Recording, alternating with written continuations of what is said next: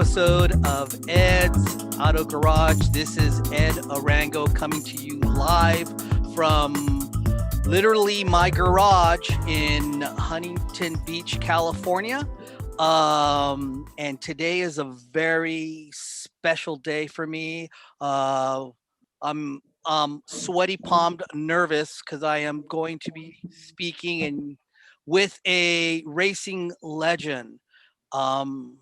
Today's guest, uh, it's I. Today's guest is Brian Redman, of all people. And I am just ecstatic to have him on with me. Um, he's been a fixture in my childhood, raising and watching racing on TV, and I just realized that I have like 2 or 3 pictures right here in my garage where Brian's involved in it. There's one here in uh, in a Porsche 917, and then I have a picture here of him in a 9083 that you're driving in that I have. So thank you very much, sir, for coming and being on the show with me today. It's a great pleasure, Ed. I hope it all works out. Thank you, sir. So, first off, just as recent news, it appears that we had non-race car related, but you were affected with Hurricane Dorian in the Bahamas just recently. What happened? How are you guys? Was there a period of time that you were disconnected during that time for yourself and for your wife? Well, yes, I think it was actually September the 1st, about 2019. It wasn't last year, but anyway, yes, we have a racing friend who has a family house on an island in the Abacos in the Bahamas. Just opposite Man of War, but it is a separate small island across from this very small village, Man of War. And in fact, there are no roads on the island and about 6 houses, and the only access to them is by boat. Oh. And so, my wife, we've been there several times. And so we got there on the Sunday before the hurricane. On Tuesday, we saw there was a big hurricane coming. But at that point, it was 700 miles away. Well, Wednesday, it was gathering speed, and it was forecast for Category 5, which is the worst possible one. And we actually tried to get out, by calling the airport at Marsh Harbour, which is only like 5 miles across the Abaco waters there, the Abaco Sea. And of course, all the flights were booked. Everybody was doing the same thing. And I weren't actually terribly worried at that point because I'd stayed through 2 hurricanes here in Vero Beach in Florida, where we live. And whilst they were very bad, they weren't, absolutely horrific. They did tremendous damage, millions of dollars worth of damage. But on one of them, I actually stayed on my boat and sort of rode it out. And it was not too bad, but we didn't realize how bad it was going to be. And even if after Wednesday we have friends in Florida who could have maybe chartered a plane or something because the airport was open until Saturday night. And then at 9 o'clock Sunday morning, we were actually watching the Monaco Grand Prix on television. And about 9:30, the power went out. Well, that's not unusual on this island. And there is a generator. It's in a little outhouse, about 100 feet behind the house. And it's an old one. It's not easy to operate. But anyway, I fired it up, came back, and 30 minutes later, about 10 o'clock, that went out. And so then the wind was building, and we saw the sort of 20 or so boats that were moored in the marina by Man of War.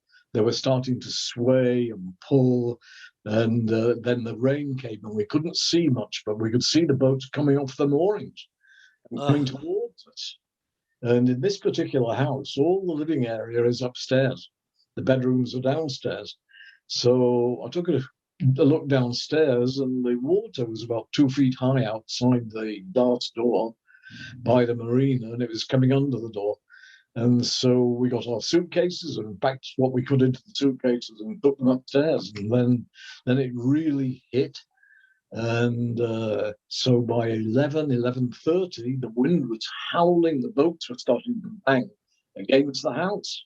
And we couldn't see or hear. And then suddenly the north-facing storm-proof window burst and glass came flying in. And the only place we could go at that point was into the upstairs toilet. Oh my goodness. So we're in there for about an hour and a half, and then the wind died down. And then I opened the door, and there was devastation. The room was destroyed. And about 40 minutes later, it started again from the south. And the south-facing windows burst, and so we spent another couple of hours in the toilet. The water came about 5 feet inside the house, and everything was destroyed. The rain was pouring in. Oh my goodness. Oh my goodness. Then on the Wednesday, this is Sunday, and because with no communication, everything had gone. There's no communication at all.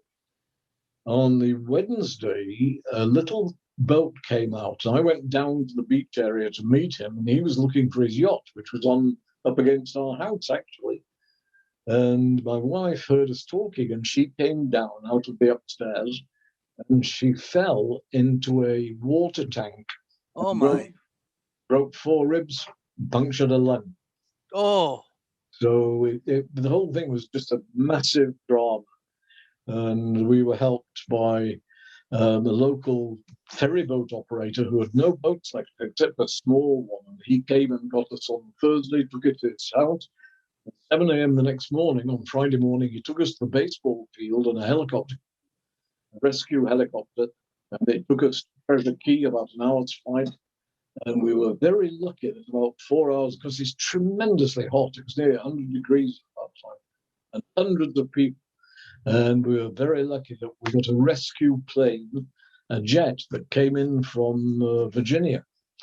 And they took my wife in. The guy said, "I'll come back for you in about 4 hours." And I said, "Oh, okay, fine." He was just closing the door. And he said, "There's a little space behind the back seats with no seatbelt or anything." Before he'd finished speaking, I was on it. So, an hour later, we were back in Palm Beach, which is where our car was. So, oh my goodness! Yeah. And I'm sure your son was going nuts looking for you guys.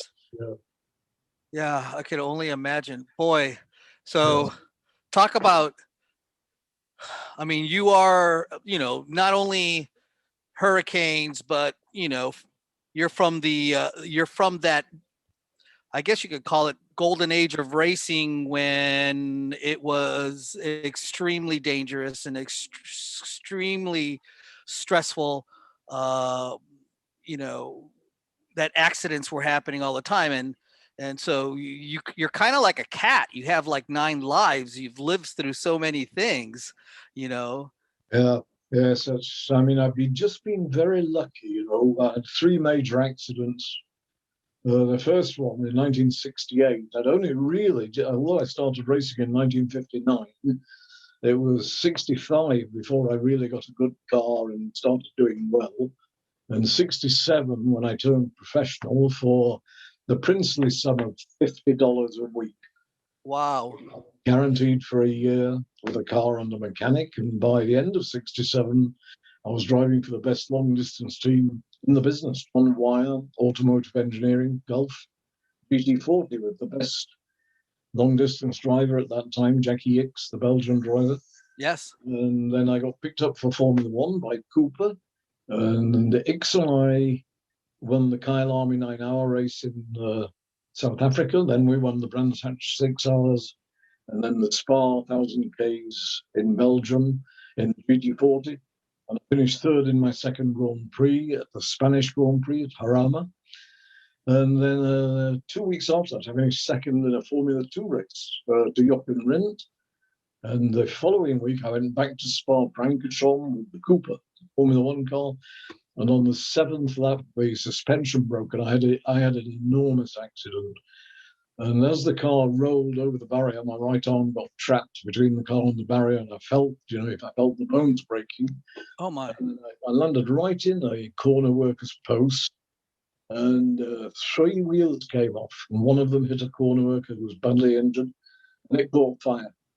And so it was a huge drama. And about 4 hours later, I'd been airlifted to the University of Liège Teaching Hospital, where the head of surgery, there were no orthopedic surgeons in those days, there were general surgeons. Professor Ferdinand Orban got me on the operating table, and he looked down at me and he said, Monsieur Redman, it may not be possible to save the arm.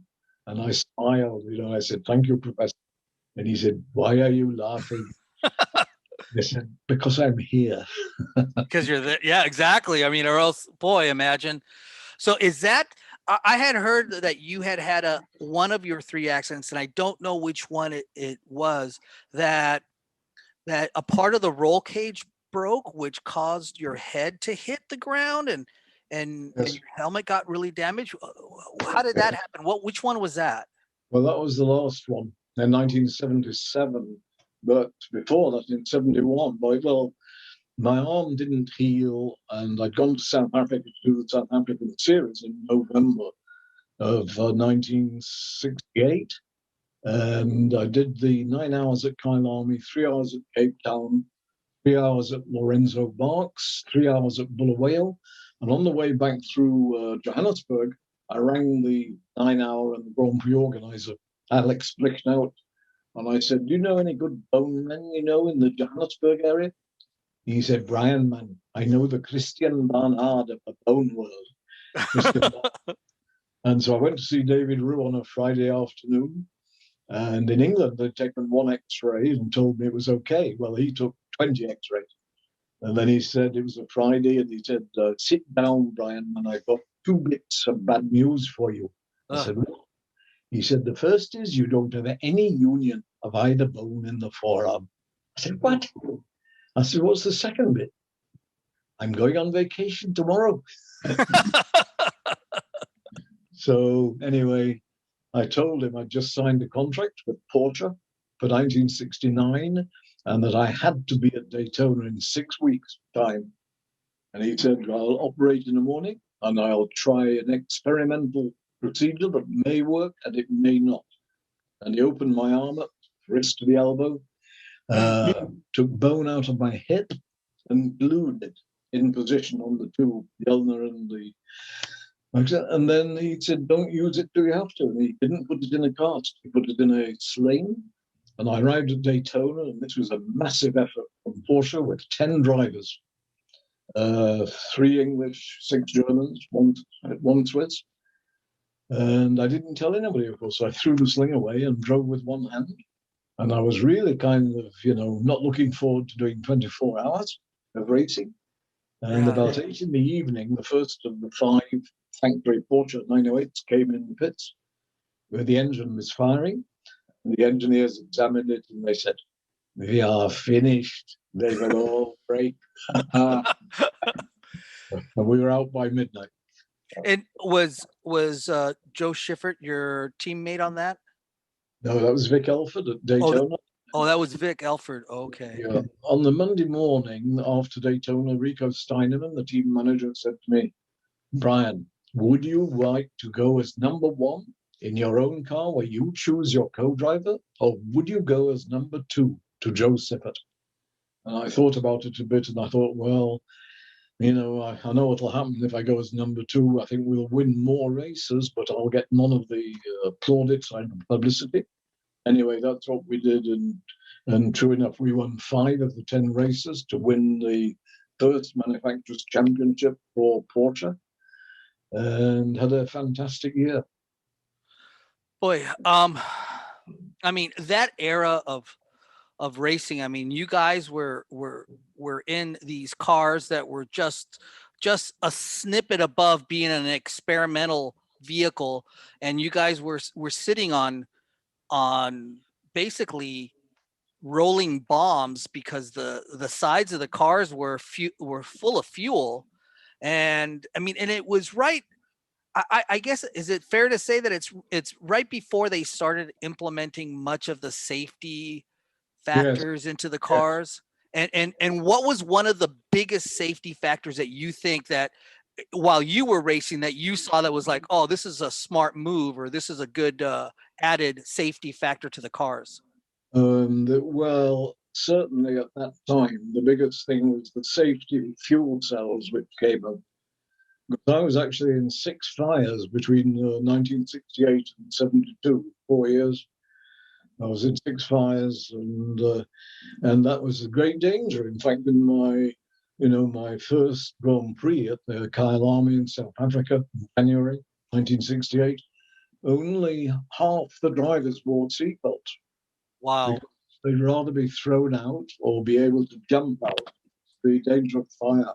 So So, still in 68, there were still some racers that didn't want seatbelts. yes, yes, Wow. yeah. Wow. Well, that's yeah, yeah. I can only imagine. And I mean, and it's kind of. I mean, I hate to use this kind of analogy, but I think that as a spectator in those days, spectators kind of looked at racing in that era, kind of like some spectators today see certain like hockey games. A hockey game, they want to see a fight, and Yes, in racing in that time, they probably wanted to see an accident. They wanted to yes. see the Well, spectators. I think that's true today with NASCAR. Where, but of course, NASCAR also, along with every other organization, has got a fantastic safety record now. But people like to see the accidents. They don't Yeah. necessarily like to see somebody hurt, but they certainly enjoy the action. So. What was, if you don't mind me asking, I mean, I'm sure you saw the Romain Grosjean accident earlier in the year. Yes, I mean, yes. what was your take when you saw that? I mean, was it like, wow, I couldn't believe seeing him walk out. I Uh, could. It was absolutely astonishing. wasn't it? Yeah, I know. I mean, back in your day, that probably would not have happened like that at that Well, of speed. course, you wouldn't have had the rescue services that were so quickly there, the fire extinguishers, Oh yeah, because this year, just recently, I've been getting quite a few inquiries about my two teammates from 1970, Pedro Rodriguez and Joe Sifford, yeah, who both died 50 years ago, and both in fires. And in the yeah. case of Joe Sifford, in October of 1971, he was in a non-championship Formula One race at Brands Hatch, and something broke on the car, and he hit a banking on the left, and it turned the car over, so it was upside down and on fire. And he actually only had a broken ankle. He was asphyxiated. No fire extinguisher. Holy moly! Yeah. So if that would have happened today, I'm sure he there would have been a different outcome most likely in a situation like that. Yes, yes, but the Grosjean accident was very, very unusual in that it parted the Armco barrier like that, and it ruptured the fuel cell, and quite, he was saved by that device that they have on the cockpit, which stopped the barrier hitting his head. Well, yeah, because now the F1 cars have Yes, that yeah, bar that that's comes up, and it slid him right underneath it. So yes, unreal. that was very unreal. Um, back let's back up a little bit in your history. When was it, like, at what age did you realize, like, man, I'm pretty good at this. I'm pretty good at this driving thing. I mean, Yeah, I know you had what was it, a Morris Minor, or a little car that yeah, you drove? yeah. Morris Minor Woody traveler's car, Yeah. and I put a supercharger on it, and harder brake linings, and it was pretty quick. It was about as fast as an MGA. And it wasn't that I really wanted to race. It was just that I was so competitive on the road. If somebody passed me, I'd go 20 miles out of my way to get past, to get.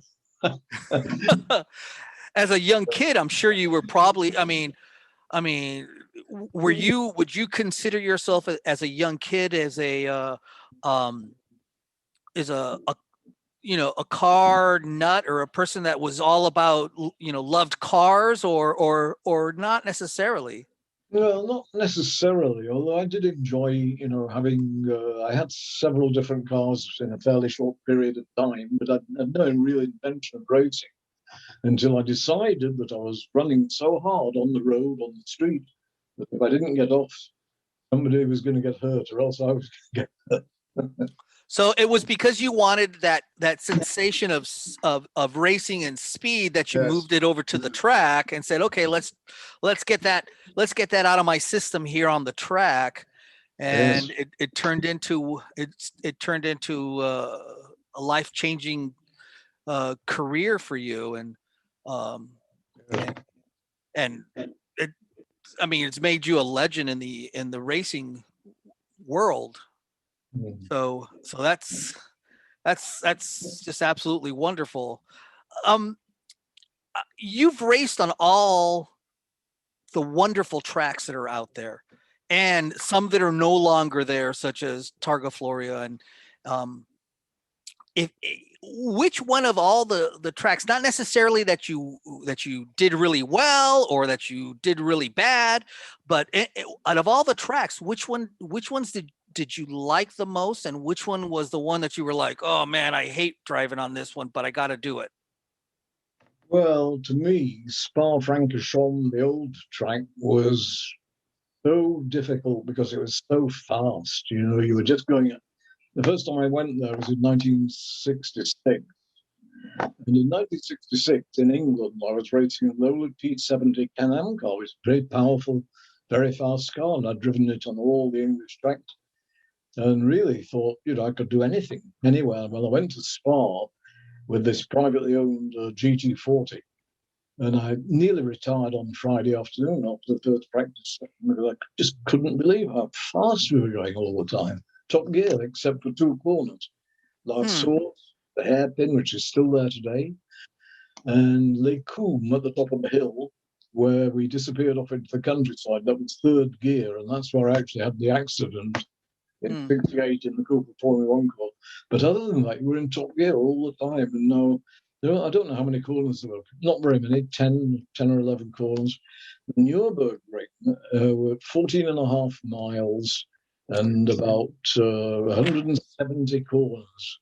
In many ways was more difficult, but once you knew it, as I knew it, absolutely every inch of it, you weren't going at the same speed as you were at Spa.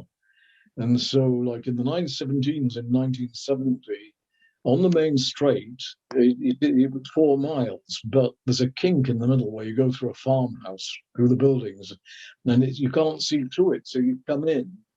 And in the 917s, we were coming into the kink on the master straight, 210 miles an hour, and going through the corner at about 180. And the following corner at the end of that straight is called Stavelot, and that was a long right-hand banked, slightly banked, not very much, just a public road, not a track. And the lowest speed around Stavelot was 170. And the average speed for the race, including the pit stops, was an average of 149. Wow. And the fastest single lap was an average of 160.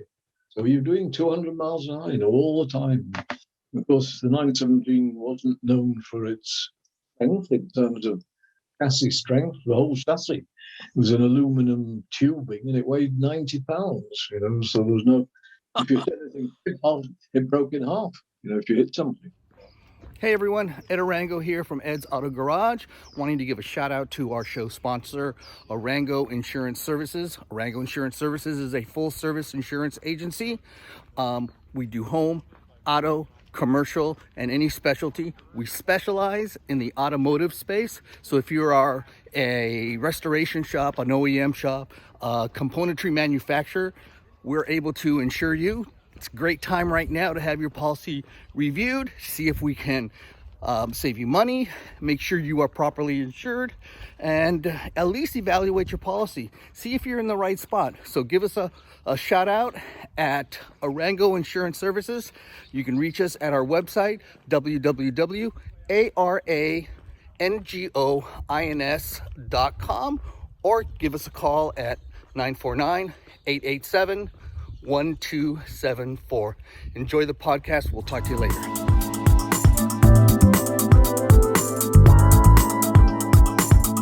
Let me ask you a couple of things here about you raced, you were offered to race with Ferrari, you turned them down. That was a delicate period, I'm assuming, because you saw people were, racers were dying left and right. So you stepped away from that. Then you ended up walking away from racing what seemed to be pretty early and moved to South Africa and opened up a dealership, kind of hanging up your helmet for a little while. I assume when you were in South Africa and now you had a dealership, and was that a BMW dealership? I think I had read. Yes, it was Franz Richter BMW in Johannesburg. He'd helped us a lot when we'd taken a Chevron V8 with a BMW engine. Sorry, no, it didn't. It had a Ford Cosworth engine in 1968 to do the series, which I mentioned earlier. When I had my arm redone in Johannesburg. And so he'd lent us a 3/4 ton truck with about 200,000 miles on it, and we'd driven it all over Africa, really. So you had the dealership, but the itch, you must have got the itch that got you while you were in Africa back to try and to get a seat to race in South Africa. And you did a little bit, didn't you, before you decided to come back? Yeah, it just, in some ways, it was a bit unfortunate because we did the Springbok series. And the first race was the 9 hours at Kyalami in November. And that was for FIA cars. So that included Porsche 917s, Lola T70s, 5-litre cars. And we were 2-litre, actually 1.8 litre to be accurate. And we won the class in the 9-hour race and finished, I think, about 5th overall behind the Porsches and Lolas. And then it was all 2-litre from then on. So we did Cape Town 3 hours, Lorenzo Marks, about 5 or 6 races. And we actually won every one. And we had quite a bit of luck. But that didn't help my settling down into the BMW business. So then you guys ended up moving back to England? Yes, with no drive. And Sid Taylor, who I'd driven a Lola T70 Mark III for in 1969, he had a McLaren M18 Formula 5000, and that was the only drive offered. But in April, I got a call from John Wire, and of course I'd won the Targa Florio in Sicily the year before, 1970. It was Targa Florio was 800 corners per lap, 44 miles. Yeah, that's crazy. Derek Bell, who'd taken my place in the team, he'd never done it. So John offered me the drive. I thought this was a great opportunity, to come back. Anyway, Siffert crashed the car the day before. It was repaired overnight. And unusually, John Wire asked if I'd start the race. And the handling wasn't normal from the start. About 20 miles around the 44 miles circuit, the steering broke. I had a stone kilometre put right in the fuel tank. It exploded, and I was on fire from head to foot. Oh, wow.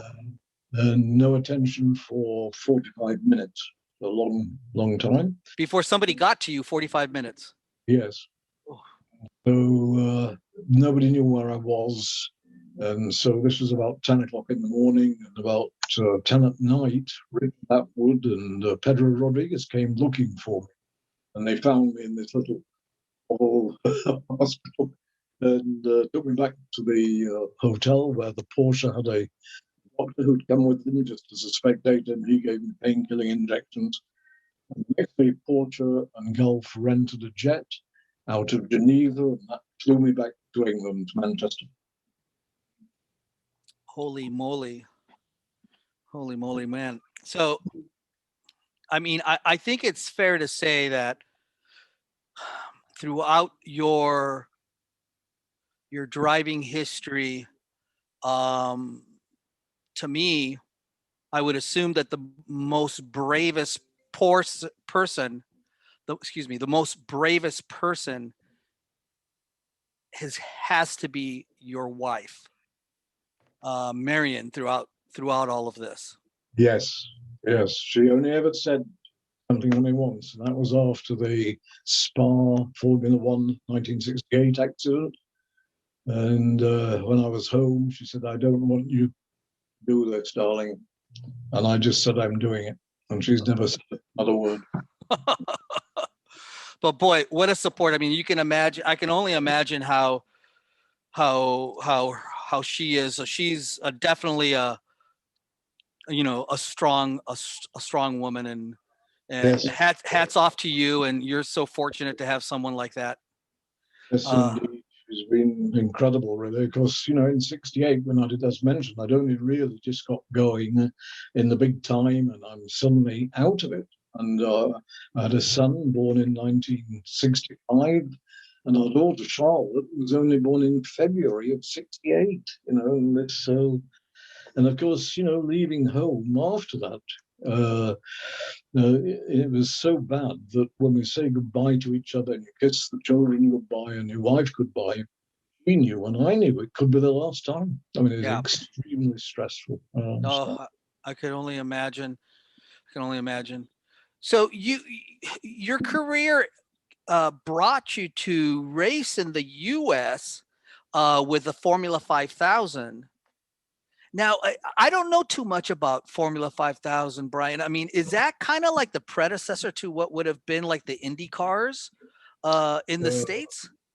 Not, it came after Indy cars, really. Oh, okay. But it was also open wheeled, single seater, and the engine had a maximum capacity of 302 cubic inches or 5 litre. And it was a hugely popular series in the early '70s, with national series in America, England, New Zealand, Australia.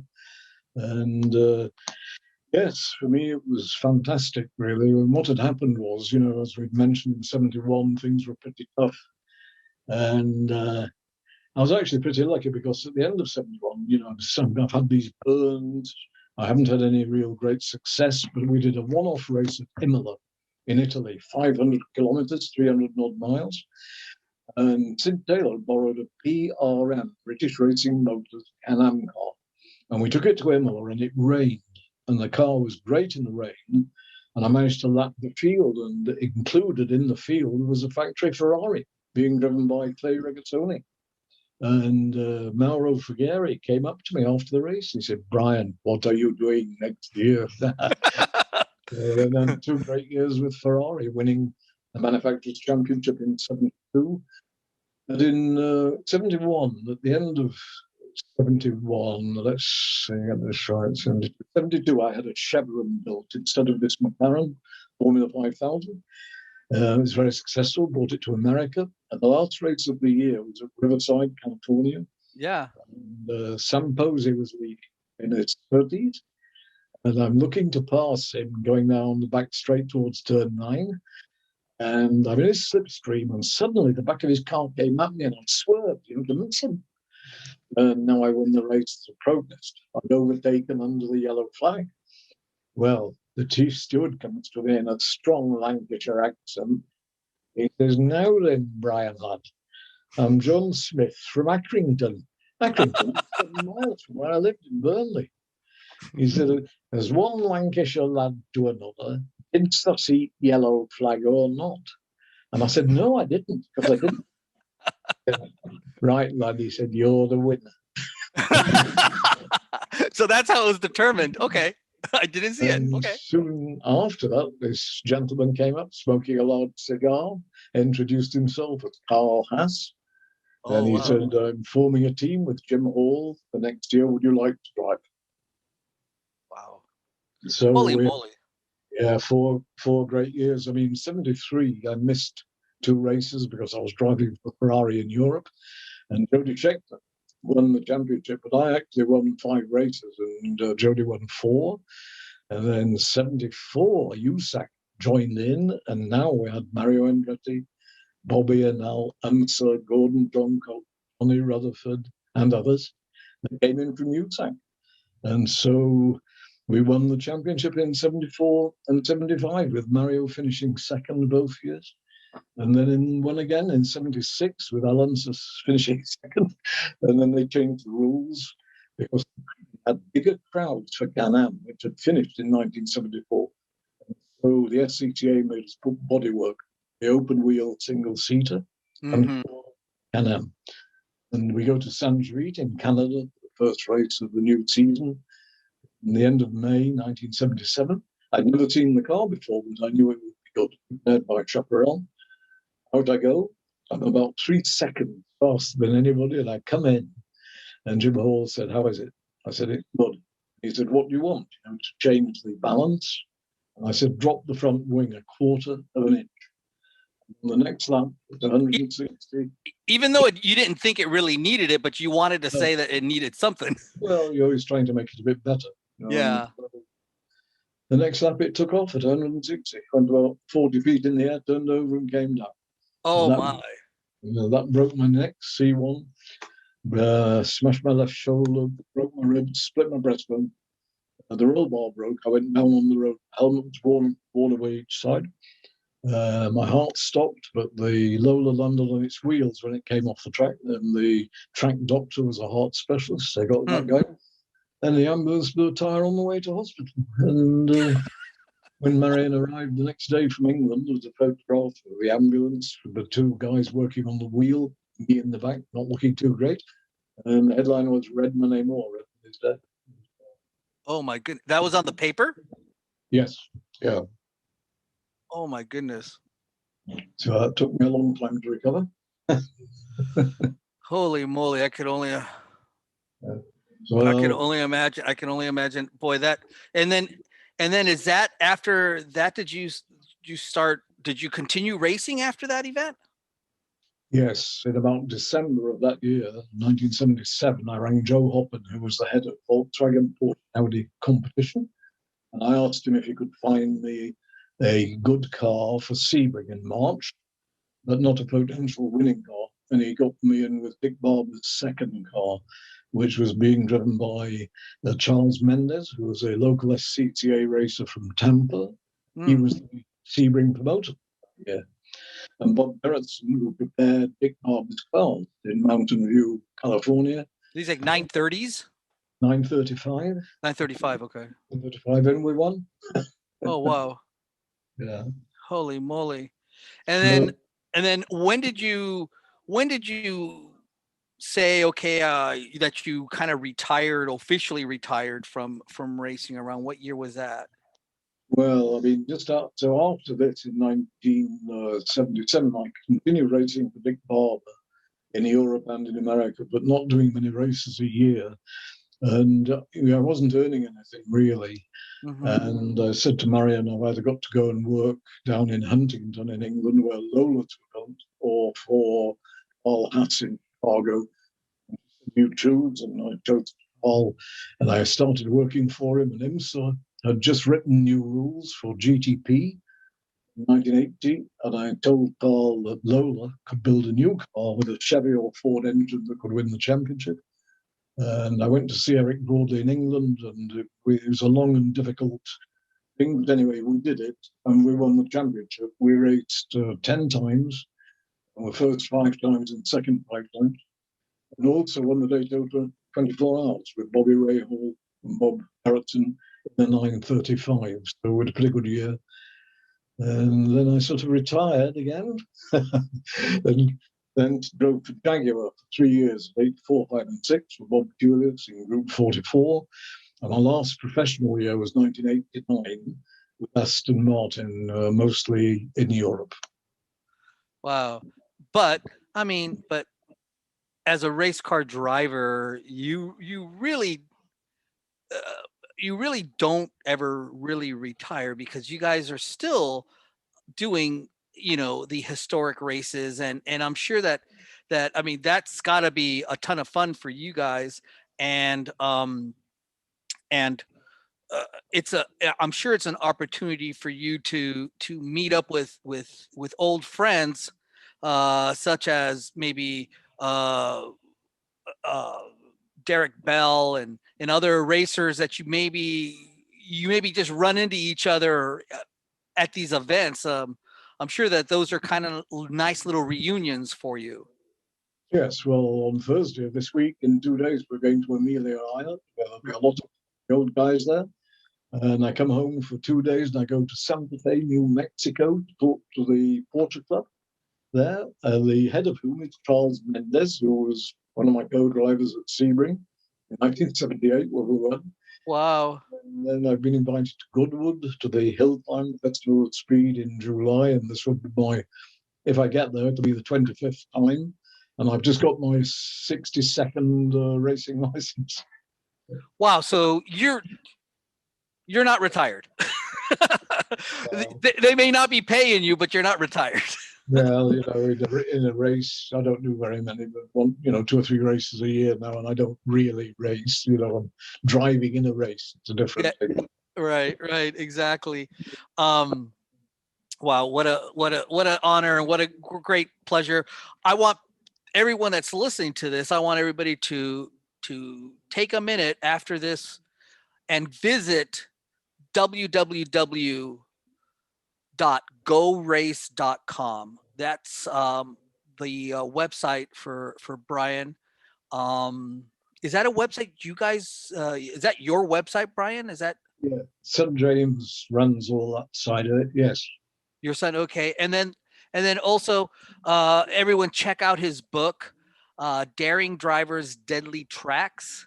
You can get a copy of it on the website there. You have to be quick because it's nearly run out. Really? Okay.